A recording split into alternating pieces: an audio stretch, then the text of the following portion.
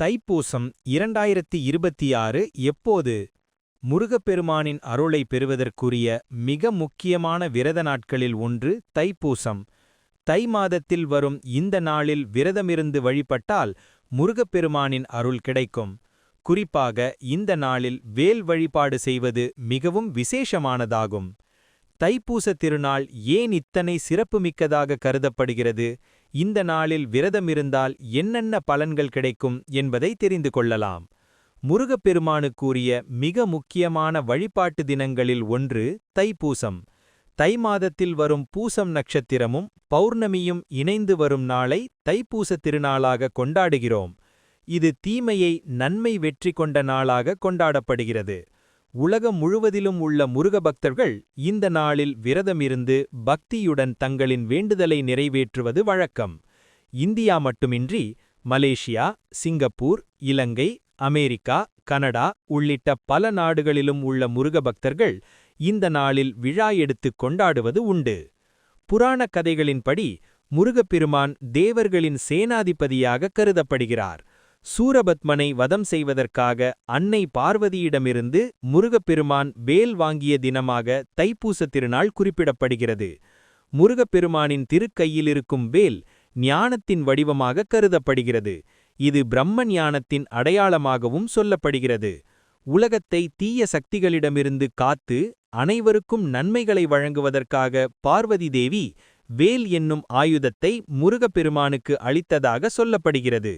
இதனால் தைப்பூச திருநாளன்று விரதமிருந்து முருகப்பெருமானை பக்தியுடன் வழிபட்டால் கெட்ட கர்மாக்கள் அனைத்தும் அழிந்து வாழ்க்கையே மாறும், நன்மைகள் அதிகரிக்கும் என சொல்லப்படுகிறது.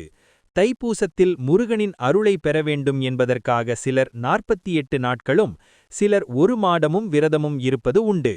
முடியாதவர்கள் தைப்பூசமன்று மட்டும் விரதமிருந்து முருகனை வழிபடுவார்கள். தைப்பூசமன்று காவடி எடுத்தும் பால்குடம் சுமந்தும் அலகு குத்தியுடன் பாத யாத்திரையாக சென்றும் பக்தர்கள் தங்களின் வேண்டுதல்களை நிறைவேற்றுவது உண்டு. ஏதாவது வேண்டுதல் வைத்து தைப்பூசமன்று முருகனுக்கு விரதமிருந்தால் அது நிச்சயம் நிறைவேறும் என்பது நம்பிக்கை.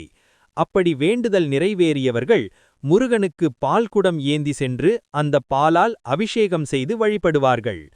தைப்பூசமன்று காலை முதல் உபவாசமாக இருந்து விரதமிருக்கலாம். முடியாதவர்கள் பால் பழம் மட்டும் சாப்பிட்டு விரதமிருக்கலாம். முருகனின் பாடல்களை பாடியும் முருகன் மந்திரங்களையும் மனதார சொல்லி வழிபட வேண்டும். அருகிலிருக்கும் முருகன் கோவிலுக்கு சென்று முருகனை தரிசித்து வழிபடலாம். கோவிலுக்கு செல்ல முடியாதவர்கள் வீட்டிலேயே முருகனின் படத்திற்கு முன் விளக்கேற்றி மனமுருகி முருகனை வழிபடலாம். இந்த ஆண்டு தைப்பூச திருநாள் பிப்ரவரி 1ஆம் தேதி ஞாயிற்றுக்கிழமையன்று வருகிறது. அன்றைய தினம் காலை 4:41 மணி துவங்கி பிப்ரவரி 2ஆம் தேதி காலை 4:43 மணி வரை பௌர்ணமி திதி உள்ளது.